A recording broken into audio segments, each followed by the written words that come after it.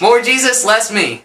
So we painted this woman's house, and her name was Mary, and she was just really grateful for us painting it. And after we were done painting it, we came back like 2 days later, and she was sitting on her porch with her friend, and she was like telling her friend about how much we have done for her and stuff. And then we got out of the vans, and she started yelling, my babies are here.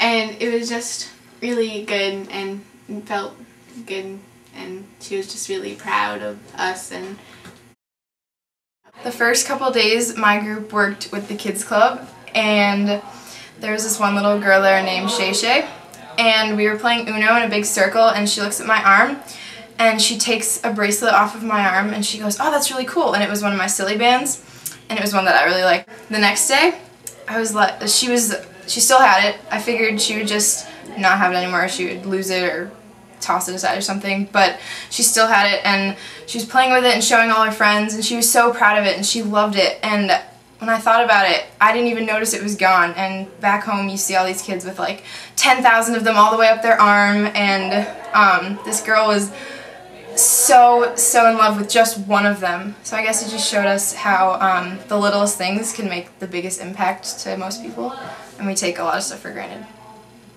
More courage, less fear! On Wednesday night we went to Abundant Life Church, and it was like the first African American church I'd ever been to, and it was really fun to go because people were just praising God, and they weren't like holding back at all. And the pastor at one point said, you know, at football games and basketball games we're all screaming and yelling, and he said, why can't we do the same thing for God? And that really just meant a lot to me because God just deserves our praises. More there, less here. During our time in Michigan, we all really banded together to accomplish a goal: love others. We saw each other's skills and talents, but we also saw each other's weaknesses, and that made us all the closer. I felt like I know every person in the team better, and we could talk about anything together. We went through the ups and the downs of the trip together, and I know I couldn't have done it without them. More love and less ego. Alright, so a lesson I came back with after the trip was not to judge people based on their situation or the stereotype of the group they belong to. I went in with the expectation that poor people were lazy, dishonest, and I was only helping them because that's what Jesus would have done.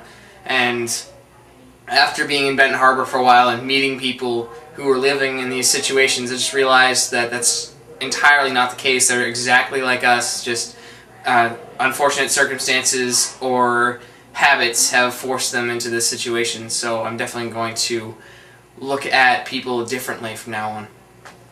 More be and less do. The best lesson that I learned this week was a Hebrew word called Selah, which was never fully translated into English, but the best translation that they have is basically stop and listen.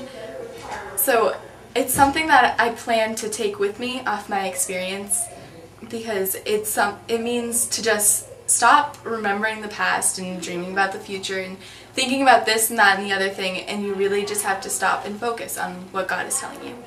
Keep on loving each other as brothers and sisters. Don't forget to show hospitality to strangers, for some who have done this entertain angels without realizing it. Hebrews 13:1-2.